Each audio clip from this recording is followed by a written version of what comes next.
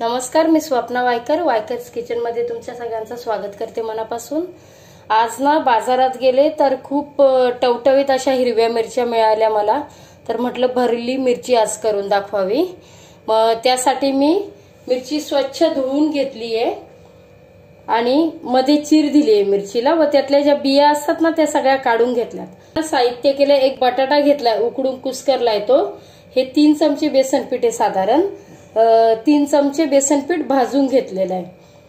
हा शेंगदाण्याचा कूट आहे, दरदरीत कूट शेंगदाण्याचा केलेला आहे। चाट मसाला आहे, 1 चमचाभर मिरची पावडर आहे, हळद पावडर आहे आणि चमचाभर मीठ आहे, मीठ चवीनुसार टाकायचं आहे आणि कोथिंबीर घेतलेली आहे। आता ह्या मिरच्यांमध्ये पण मी थोडंसं मीठ असं लावून घेतलं। आता आपण मसाला मिक्स करून घेऊया सगळा।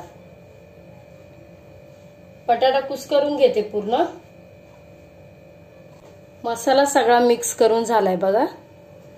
आता ना भरून घेऊ, तवा गरम करायला ठेवलेला आहे, तेल पण सोडले तव्यामध्ये। आता अशा पद्धतीने भरून घ्यायची।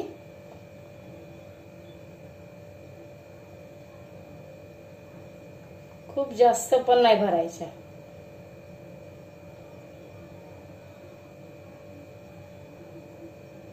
बटाटा टाकल्यामुळे बघा बाइंडिंग चांगलं झालं आणि 1 चमचाभर फक्त त्याच्यात पाणी टाकलं थोडंसं, कारण बेसन होतं ना। तवा बघा गरम झालेला आहे, तव्यावर टाकते एक। खूप जास्त एकदम गरम तेलात टाकलं तर मग ते लगेच खालून जळून जाणार, आतून ती शिजली पाहिजे आणि जरा मंद आचेवरच करायच्या। सगळ्या मिरच्या मी भरून घेतल्यात आणि तव्यावर टाकून घेतल्यात। आता जरा वेळ आपण ना त्याला वाफ द्यायची आहे, जरा वेळ झाकण ठेवून घेते। झाकण काढून जराशा पलटी करून घेतल्यात, पण अजून त्या पूर्ण वरचं आवरण शिजलं गेलं नाहीये, तर थोडा वेळ जरा कमी गॅसवर ठेवल्यात। आता मंद आचेवर साधारण 10 ते 15 मिनिट गेलेत, चौकडून मिरच्या भाजल्या गेल्यात आणि खरपूस अशा झाल्यात, वास पण खूप छान सुटलाय।